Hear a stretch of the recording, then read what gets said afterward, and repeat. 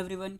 Complete जावा course जिसमें हम core Java और एडवांस जावा सीख रहे हैं, उसमें अभी तक हम basic structure of Java program, variables, data types, type casting, literals, operators, strings, इन सब के बारे में हम पढ़ चुके हैं। इस वीडियो में हम सीखने वाले हैं स्कैनर क्लास और बफर रीडर क्लास के बारे में, ताकि हम यूज़र से इनपुट ले सकें।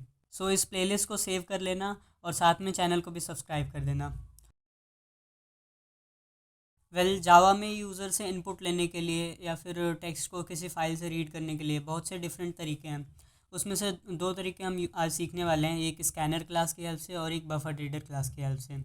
तो पहले हम प्रैक्टिकली देखते हैं, उसके बाद से हम थोड़े सा थ्योरी को डिस्कस करेंगे कि स्कैनर और बफर रीडर में डिफरेंस क्या है, किसको हमें कब यूज़ करना चाहिए। स्कैनर क्लास या फिर बफर रीडर क्लास को यूज़ करने के लिए हमें पहले उसको इंपोर्ट करना पड़ेगा। स्कैनर क्लास को इंपोर्ट करने के लिए आपको लिखना पड़ेगा इंपोर्ट java.util.scanner। ये स्कैनर क्लास इस java.util पैकेज के अंदर स्टोर्ड है और उसको इंपोर्ट करने के लिए हमें ये लाइन लिखनी पड़ती है। आप चाहो तो यहाँ स्कैनर को हटा करके यहाँ पे स्टार लिख सकते हो। इस स्टार या फिर एस्टेरिस्क को यूज़ करने से ये होगा कि इस यूटिल पैकेज के अंदर जितनी भी क्लासेस हैं वो सारी इंपोर्ट हो जाएंगे इस फाइल में। तो मुझे उन सारे क्लासेस की ज़रूरत नहीं है, मुझे बस स्कैनर क्लास की ज़रूरत है, तो इसलिए मैं यहाँ पे स्कैनर ही लिख दूँगा स्पेसिफिकली। देन हमें इस स्कैनर क्लास का एक ऑब्जेक्ट क्रिएट करना पड़ेगा। ऑब्जेक्ट क्रिएट करने के लिए आपको पता ही है क्या करते हैं। सबसे पहले उस क्लास का नेम स्कैनर, देन यहाँ ऑब्जेक्ट का नेम, तो ऑब्जेक्ट का नेम होगा SC इक्वल टू, देन यहाँ पे हमें न्यू कीवर्ड यूज़ करना पड़ता है एंड इस स्कैनर क्लास के कंस्ट्रक्टर को कॉल करना होता है, तो वो है scanner and parenthesis then semicolon. हमने यहाँ पे एक ऑब्जेक्ट क्रिएट कर लिया स्कैनर का जिसका नाम है SC। अब यहाँ पे एक कंपाइलेशन एरर आ रहा है। ये कंपाइलेशन एरर इसलिए आ रहा है क्योंकि स्कैनर क्लास का जो कंस्ट्रक्टर है वो कुछ आर्गुमेंट्स को लेता है। हमें यहाँ पैरेंथेसिस में कुछ आर्गुमेंट्स पास करने पड़ते हैं। अगर मैं इस पर होवर करता हूँ तो आप देखोगे the constructor scanner is undefined. तो इसको फिक्स करने के लिए हमें कुछ आर्गुमेंट्स को पास करना पड़ेगा। वो आर्गुमेंट्स इस टाइप के हो सकते हैं, जैसे यहाँ आप देख सकते हो स्कैनर एक फ़ाइल को भी लेता है as a argument, input stream, path, readable, ऐसे ही बहुत सारे आर्गुमेंट्स यहाँ पे दे रखे हैं। इन सबको हम पास कर सकते हैं, बट हमें यूज़र से इनपुट लेना है। तो यूज़र से इनपुट लेने के लिए हम यहाँ पे पास करेंगे सिस्टम डॉट इन। सिस्टम यहाँ पे एक क्लास है, मैं ऑलरेडी आपको बता चुका हूँ, और इन यहाँ पे एक ऑब्जेक्ट है। अगर मैं इसको ओपन करता हूँ तो यहाँ पे आप देखोगे सिस्टम एक फाइनल क्लास है और इसके अंदर एक ऑब्जेक्ट पड़ा हुआ है इन नाम का, जिसका टाइप है इनपुट स्ट्रीम।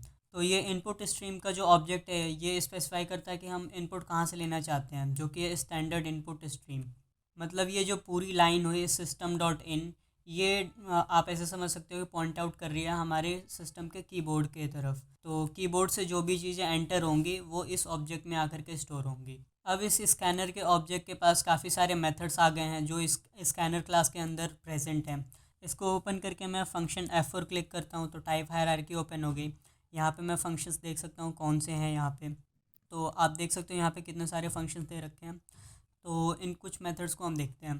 फॉर एग्जांपल मुझे यूज़र से उसका एज पूछना है, तो मैं यहाँ पे एक मैसेज शो कराऊंगा ताकि यूज़र अपना एज इनपुट करे। तो यहाँ पे लिखूँगा एंटर योर एज। देन मुझे एक वेरिएबल क्रिएट करना पड़ेगा जिसमें मैं उस इनपुट को स्टोर करूँगा। तो मैं एक वेरिएबल क्रिएट कर लेता हूँ इंट एज, एंड या तो मैं यहाँ पे डायरेक्टली असाइन कर दूँ वैल्यू, या फिर इसको जस्ट यहाँ पे डिक्लेयर करके और नेक्स्ट लाइन में असाइन करूँ। तो एज इक्वल टू, देन इस SC ऑब्जेक्ट को यूज़ करना पड़ेगा SC। देन इसके अंदर काफ़ी सारे मेथड प्रेजेंट हैं जो कि स्कैनर क्लास के हैं, जैसे कि डॉट मैंने किया तो यहाँ पे मेथड के सजेशंस आ गए। तो मुझे एक इंट इनपुट लेना है तो मैं यूज़ करूँगा नेक्स्ट इंट मेथड को। इसको मैंने कॉल कर दिया। तो जब ये प्रोग्राम रन होगा तो SC नाम का एक ऑब्जेक्ट क्रिएट होगा स्कैनर क्लास का। देन मैसेज प्रिंट होगा, यूज़र को शो होगा ये मैसेज, एंड जो भी यूज़र इनपुट करेगा वो इस एज नाम के वेरिएबल में स्टोर हो जाएगा। अब मुझे शो कराना है कि यूज़र का एज कितना है, तो मैं फिर से system dot out dot print use करूँगा। देन यहाँ पे मैं एक मैसेज शो करा देता हूँ योर एज इज़। देन यहाँ पे मुझे प्लस ऑपरेटर यूज़ करना पड़ेगा कॉन्कैटिनेशन के लिए, एंड यहाँ पे डायरेक्टली इस एज को पास कर सकता हूँ। अब इसको रन करते हैं कंट्रोल F11 से। तो यहाँ पे आ रहा है एंटर योर एज। तो फॉर एग्जांपल यहाँ पे मैं एज इनपुट करता हूँ 20, एंटर किया तो योर एज इज़ 20।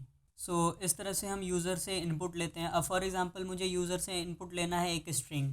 तो स्ट्रिंग को इनपुट कराने के लिए यूज़र से स्कैनर क्लास में एक मेथड अवेलेबल है नेक्स्ट लाइन।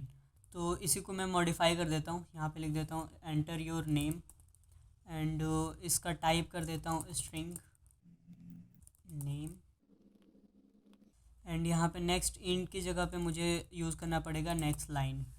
देन अब इसको मैं रन करूँगा तो यहाँ पे मैं एक स्ट्रिंग को पास कर सकता हूँ, जैसे मैंने ऐसे रैंडमली कुछ वर्ड्स लिख दिया। यहाँ पे आप देख सकते हो मैं स्पेसेस टैब भी इंक्लूड कर रहा हूँ। देन जैसे ही मैं एंटर हिट करूँगा तो यहाँ पे आप देख सकते हो वो पूरी लाइन आ गई। सो ऐसे आप एक स्ट्रिंग को यूज़र से इनपुट कराते हो। ऐसे ही डिफरेंट मेथड्स हैं, नेक्स्ट लाइन, नेक्स्ट इंट। अगर यूज़र से बूलियन वैल्यू लेना है तो नेक्स्ट बूलियन। ऐसे ही बहुत सारे मेथड्स हैं यहाँ पे। सो इस तरीके से हम यूज़र से एक स्ट्रिंग वैल्यू को इनपुट कराते हैं। बेसिकली स्कैनर क्लास की हेल्प से हम किसी भी स्ट्रिंग या फिर किसी भी प्रिमिटिव डेटा टाइप को इनपुट करा सकते हैं यूज़र से। मैं हर एक प्रिमिटिव डेटा टाइप का और स्ट्रिंग का एक एग्जांपल लिख देता हूँ क्विकली।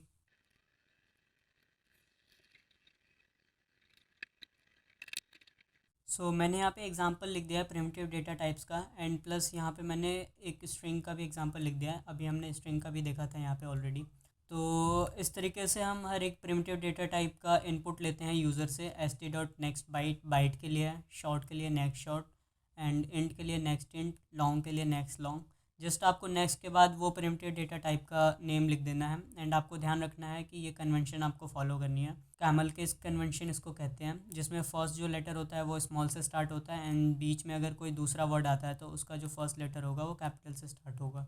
तो इस चीज़ को आपको प्रैक्टिस करना है। ऐसा कुछ आप प्रोग्राम बना सकते हो जिसमें आप यूज़र को मैसेज शो कराओ, देन उससे इनपुट लो एंड उसी इनपुट को ऐसे प्रिंट करा दो।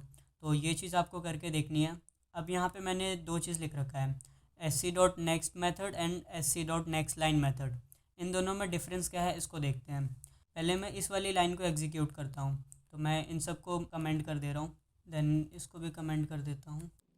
अभी जस्ट मैंने एक वेरिएबल डिक्लेयर किया s2 जिसमें मेथड कॉल किया sc.next एंड इसको यहाँ पे प्रिंट करा रहा हूँ system.out.println से। तो इसको मैं रन करता हूँ तो यहाँ पे मुझे कुछ एंटर करना पड़ेगा। अब फॉर एग्जांपल यहाँ पे मैं अपना नेम इनपुट करता हूँ, आशीष एंड स्पेस देन शर्मा। तो यहाँ पे मैंने फुल नेम अपना डाल दिया, देन एंटर करूँगा तो यहाँ आप देखोगे इसने सिर्फ आशीष को प्रिंट किया। आशीष के बाद जो भी था वो सब इसने प्रिंट नहीं किया। तो ऐसा क्यों हुआ, इसको समझने के लिए हमें ये समझना पड़ेगा कि ये मेथड काम कैसे कर रहा है। तो नेक्स्ट मेथड जो होता है वो जैसे ही एक किसी भी स्पेस को एनकाउंटर करता है, जैसे यहाँ पे मैंने एक स्पेस डाला तो जैसे ही इस मेथड को एक स्पेस मिला ये वहीं पे रीड करना स्टॉप कर गया। इसने सिर्फ इतना रीड किया, स्पेस मिलता ही इसने रीड करना स्टॉप कर दिया, इसके आगे का कुछ भी इसने रीड नहीं किया। तो इसीलिए इस s2 नाम के वेरिएबल में जस्ट आशीष ही स्टोर हुआ। तो जब ये वाली लाइन एग्जीक्यूट हुई तो सिर्फ आशीष प्रिंट हुआ। देन अगर मैं इसको कमेंट करता हूँ एंड नेक्स्ट लाइन को एग्जीक्यूट करता हूँ तो इसको भी कमेंट करना होगा मुझे। अब इसको मैं रन करता हूँ, देन यहाँ पे अगेन सेम इनपुट देता हूँ तो यहाँ पे इसने पूरी लाइन प्रिंट की जितना मैंने लिखा। तो ये इंटरनली काम कैसे कर रहा है, नेक्स्ट लाइन मेथड ने इस पूरी लाइन को रीड किया और जैसे ही इसको नेक्स्ट लाइन मिला, नेक्स्ट लाइन कैसे लिखते हैं हम, स्केप सीक्वेंस में हम लिखते हैं \n। इसका मतलब होता है नेक्स्ट लाइन। आपने लास्ट वीडियो में पढ़ा भी होगा स्केप सीक्वेंसेस को, जब मैंने पढ़ाया था वहाँ पे बताया था मैंने। जब मैंने यहाँ पे एंटर हिट किया तो ये चीज़ जनरेट हुई \n। तो जैसे ही नेक्स्ट लाइन को \n मिला तो इसने यहाँ पे रीड करना स्टॉप कर दिया और जितना इसने रीड कर रखा था उसने यहाँ पे स्टोर कर दिया s3 वेरिएबल में एंड वही चीज़ यहाँ पे प्रिंट हो गया। तो ये दोनों चीज़ें ऐसे इंटरनली काम करती हैं। अब आपको नेक्स्ट और नेक्स्ट लाइन का डिफरेंस भी पता लग गया। अब बात करते हैं बफर रीडर क्लास की हेल्प से कैसे हम यूज़र से इनपुट लेते हैं। उसके बाद से स्कैनर क्लास की हेल्प से जब हम यूज़र से इनपुट ले रहे होते हैं तो वहाँ पे एक प्रॉब्लम अकर होती है, उसका भी सॉल्यूशन मैं एंड में बताऊँगा। तो पहले बफर रीडर का देख लेते हैं। तो मैं इसको भी कमेंट कर दे रहा हूँ या फिर मैं एक न्यू क्लास क्रिएट कर ले रहा हूँ बफर रीडर के लिए एंड इसका नाम लिख देते हैं input by buffer reader. Buffer reader की यूज़ करने के लिए जैसे यहाँ पे हमने इंपोर्ट किया था स्कैनर क्लास को, वैसे ही हमें बफर रीडर को भी इंपोर्ट करना पड़ेगा। तो बफर रीडर क्लास स्टोर होता है java.io पैकेज के अंदर, java.io. या तो आप स्टार लगा दो तो सारे यहाँ पे ये जो भी क्लास दिख रहे हैं ये सारे इंपोर्ट हो जाएंगे, या फिर आप स्पेसिफिकली बता सकते हो कौन सा क्लास आपको इंपोर्ट करना है। तो मैंने बफर रीडर क्लास को इंपोर्ट कर दिया। अब यहाँ पे मुझे एक ऑब्जेक्ट क्रिएट करना पड़ेगा सेम जैसे हम स्कैनर क्लास के साथ कर रहे थे एंड इसका नाम मैं रखूँगा रीडर अगेन यहाँ पे मेरे पास एक एरर आएगा क्योंकि ये भी क्लास एक आर्गुमेंट को लेता है और ये आर्गुमेंट लेता है एक रीडर को।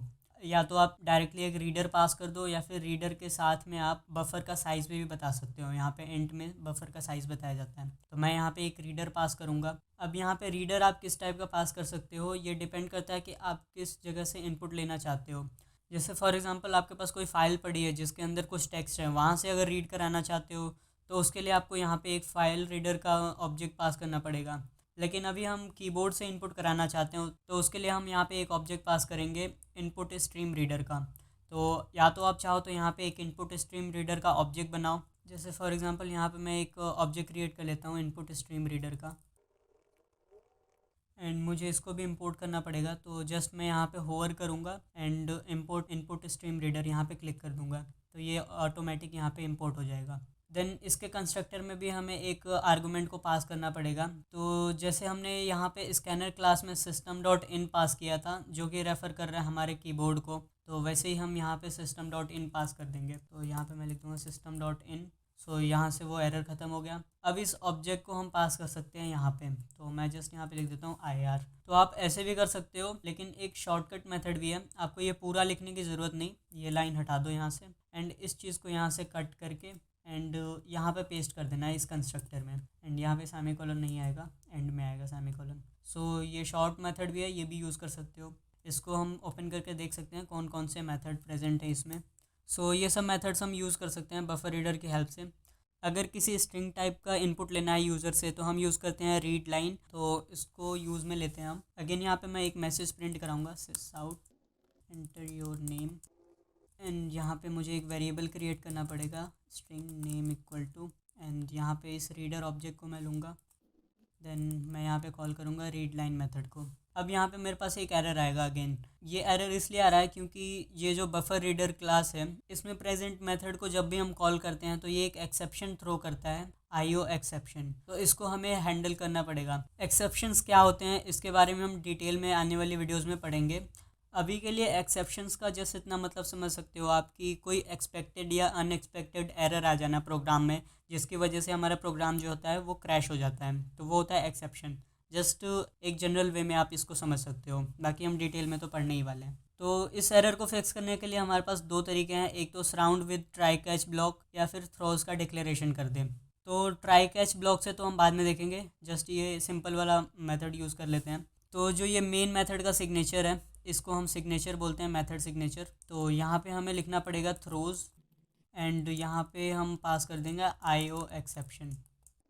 एंड यहाँ पे एरर इसलिए आ रहा है क्योंकि हमने इसको इंपोर्ट नहीं किया है, तो यहाँ पे मैं होवर करके इसको इंपोर्ट कर लूँगा। तो यहाँ पे आप देख सकते हो IO एक्सेप्शन जो है java.io पैकेज के अंदर स्टोर्ड है।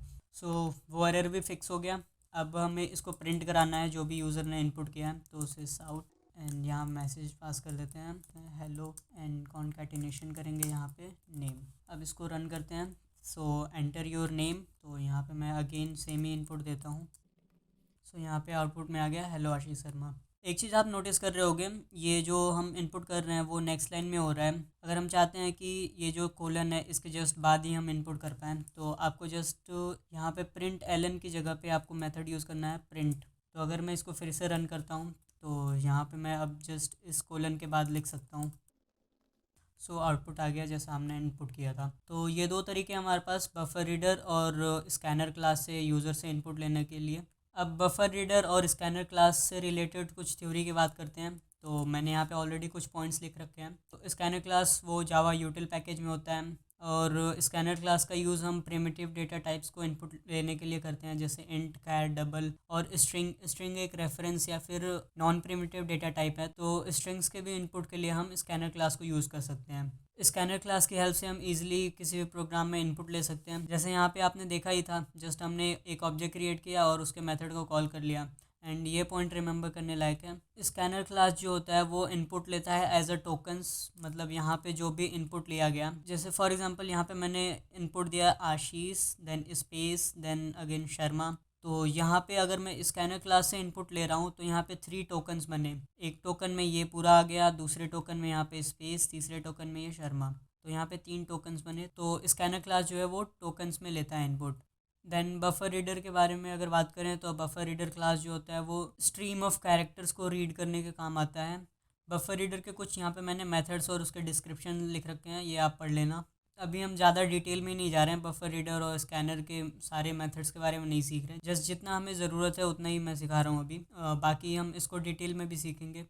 देन यहाँ पे डिफरेंस है स्कैनर और बफर रीडर का। तो डिफरेंस आप देख सकते हो, अगर स्कैनर क्लास की बात करें तो ये सिंक्रोनस नहीं होता है, जबकि बफर रीडर सिंक्रोनस होता है। तो अगर कोई चीज़ सिंक्रोनस नहीं है तो उसको हम सिंगल थ्रेडेड में ही यूज़ कर सकते हैं, अगर मल्टी थ्रेडेड केस में यूज़ करेंगे तो वहाँ पे प्रॉब्लम हो सकती है। एंड बफर रीडर जो है वो सिंक्रोनस है, तो मल्टी थ्रेडेड कॉन्सेप्ट में हम यूज़ कर सकते हैं इस चीज़ को। वेल आई नो अगर आपको मल्टी थ्रेडिंग का कॉन्सेप्ट नहीं पता तो ये लाइन समझ में नहीं आ रहा होगा आपको, बट कोई बात नहीं, हम जल्दी सीखने वाले हैं थ्रेडिंग के कॉन्सेप्ट को भी। देन अगर स्कैनर में बफर मेमोरी की बात करें तो बाय डिफ़ॉल्ट 1 KB होता है, एंड बफर रीडर का जो बफर होता है वो बाय डिफ़ॉल्ट 8 KB होता है। देन प्रोसेसिंग स्पीड की बात करें तो ये थोड़ा सा स्लो होता है स्कैनर क्लास, क्योंकि ये इनपुट तो लेता ही है यूज़र से, फिर उसको पार्स भी करता है। जबकि बफर रीडर जो क्लास होता है वो फास्ट होता है as compare to scanner class, क्योंकि ये जस्ट रीड करता है कैरेक्टर स्ट्रीम को। देन स्कैनर में मेथड्स की बात करें तो इसमें बहुत सारे मेथड्स हैं। प्रिमिटिव डेटा टाइप के हर एक डेटा टाइप को हम इनपुट ले सकते हैं, जैसे इंट के लिए नेक्स्ट इंट था, बूलियन के लिए नेक्स्ट बूलियन, नेक्स्ट लाइन। जबकि बफर रीडर के केस में जस्ट एक रीड लाइन है और एक जस्ट रीड है, तो दो मेथड्स हैं इसके अंदर। देन एक्सेप्शंस की बात करें तो स्कैनर क्लास में कोई भी एक्सेप्शन नहीं था, चेक्ड एक्सेप्शन कोई भी नहीं था। एंड बफर रीडर के केस में हमने बताया था कि ये आईओ एक्सेप्शन को थ्रोज करता है। सो ये है difference scanner and buffer reader class के बीच में। अब मैंने वीडियो के बीच में बोला था कि स्कैनर क्लास यूज़ करते टाइम एक प्रॉब्लम भी अकर होती है, उसका सोल्यूशन देख लेते हैं, और पहले वो प्रॉब्लम देखते हैं कि प्रॉब्लम होती कैसे है। सो मैंने यहाँ पे 3 वेरिएबल्स क्रिएट किया। मैसेज प्रिंट के enter your name, name input करा लिया और नेम वेरिएबल में स्टोर कर दिया। देन एज वेरिएबल में एज स्टोर किया मैसेज प्रिंट कराने के बाद। देन अगेन मैसेज प्रिंट का एंटर योर सिटी, और सिटी नाम के वेरिएबल में मैंने स्ट्रिंग को एज ए इनपुट लेकर के स्टोर करा दिया। देन यहाँ पे प्रिंट कर दिया मैंने तीनों चीज़ों को, नेम एज सिटी। अब मैं इसको रन करता हूँ। तो एंटर योर नेम, तो मैंने यहाँ पे लिख दिया स्टार क्रिएटिविटी, एंटर। देन यहाँ पे पूछ रहा है एंटर योर एज, तो फॉर एग्जांपल एज 19। अब यहाँ पे इसने सिटी पूछा ही नहीं, जैसे ही मैंने एंटर हिट किया तुरंत जो भी चीज़ें यहाँ पे थी वो प्रिंट हो गई। यहाँ पे स्टार क्रिएटिविटी प्रिंट हुआ, एज प्रिंट हुआ, सिटी में कुछ प्रिंट हुआ ही नहीं, क्योंकि इसने सिटी के बारे में मेरे से पूछा ही नहीं। तो यहाँ पे प्रॉब्लम ये हुआ कि यहाँ पे पहले पूछा गया एंटर योर नेम, तो नेम मैंने डाल दिया स्टार क्रिएटिविटी, तो यहाँ पे कुछ ऐसे एंटर हुआ। एंड जैसे ही मैंने एंटर किया तो यहाँ पे एक टेक्स्ट जनरेट हुआ, एस्केप सीक्वेंस \n।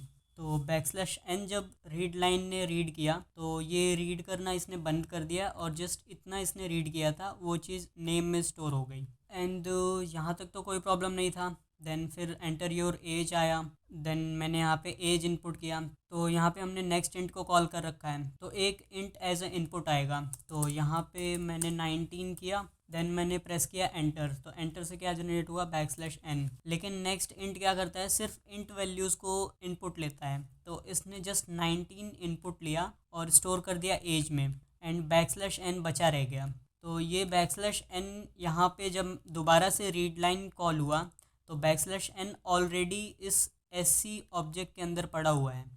तो जैसे ये मेथड कॉल हुआ रीड लाइन, तो यहाँ पे ऑलरेडी जो इस ऑब्जेक्ट में प्रेजेंट था वैल्यू \n जो यहाँ पे रह गया था, वो चीज़ पहले यहाँ पे इनपुट हुआ, तो \n। उसके बाद से कोई भी चीज़ यहाँ पे मैं एंटर करता, लेकिन जैसे मैंने यहाँ पे बताया कि नेक्स्ट लाइन जैसे ही एनकाउंटर करता है \n को, तो ये रीड करना बंद कर देता है। तो इसको पहले ही \n मिल गया, तो इसने मेरे से पूछा ही नहीं कुछ भी इनपुट करने के लिए, डायरेक्टली प्रोग्राम आगे बढ़ गया। तो यहाँ पे मेरे पास जस्ट नेम प्रिंट हुआ, एज प्रिंट हुआ, सिटी में कुछ आया ही नहीं। तो अब मैं इसको फिक्स करने के लिए क्या कर सकता हूँ, यहाँ पे sc.next लाइन को कॉल कर सकता हूँ। तो इस लाइन को लिखने से क्या होगा, जो \n इस ऑब्जेक्ट में पड़ा हुआ था SC में, वो इसके पास आ जाएगा। तो यहाँ पे \n आया, तो ये फिर नेक्स्ट लाइन जो है इसको जैसे ही \n मिला तो इसने दोबारा से रीड करना बंद कर दिया, कुछ भी रीड नहीं किया। अब हमारे पास जो SC ऑब्जेक्ट था इसके अंदर कुछ भी नहीं पड़ा, ये एम्प्टी है एकदम।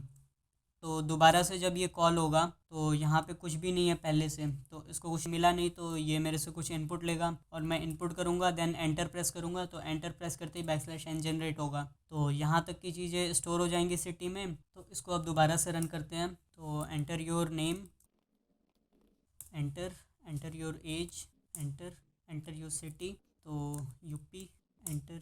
तो आप देख सकते हो हमें एक्सपेक्टेड आउटपुट मिल गया। तो ऐसे आप फिक्स कर सकते हो अगर आपको ऐसा कुछ प्रॉब्लम आता है कि ये इनपुट के लिए पूछ ही नहीं रहा है कोई मेथड जब आप कॉल कर रहे हो। एक और इम्पॉर्टेंट चीज़, जब भी आप स्कैनर क्लास का यूज़ कर रहे हो तो अगर आपका स्कैनर क्लास से काम ख़त्म हो गया है तो आप एंड में क्या कर सकते हो, sc.close मेथड को कॉल कर सकते हो। ये आपको लिखने की ज़रूरत नहीं होती क्योंकि स्कैनर क्लास ऑलरेडी इम्प्लीमेंट कर रहा होता है क्लोजेबल को। तो अगर आप इसको कॉल ना करो तो भी काम चल जाएगा, बट अच्छी प्रैक्टिस होगी कि अगर आप इसको कॉल करते हो एक्सप्लिसिटली। आई होप आपको स्कैनर और बफर रीडर क्लास के बारे में अच्छे से क्लियर हो गया होगा कि कैसे यूज़र से इनपुट लेते हैं इन दोनों क्लास की हेल्प से। अगर आपको कोई भी डाउट रहता है, नो मैटर अगर आप ये वीडियो 1 साल 2 साल बाद देख रहे हो, कोई प्रॉब्लम नहीं, आप कमेंट सेक्शन में पूछ सकते हो। मैं ज़रूर ट्राई करूँगा रिप्लाई करने की। एंड इस वीडियो के लिए जैसे इतना ही। फाइनली नेक्स्ट वीडियो में हम सीखने वाले हैं कंडीशनल स्टेटमेंट्स के बारे में, जिसमें हम कुछ क्वेश्चंस को भी सॉल्व कर रहे होंगे। तो अभी तक अगर आपने मेरे चैनल को सब्सक्राइब नहीं किया तो चैनल को सब्सक्राइब कर देना और बेल आइकन भी प्रेस कर देना। Thank you so much guys for watching.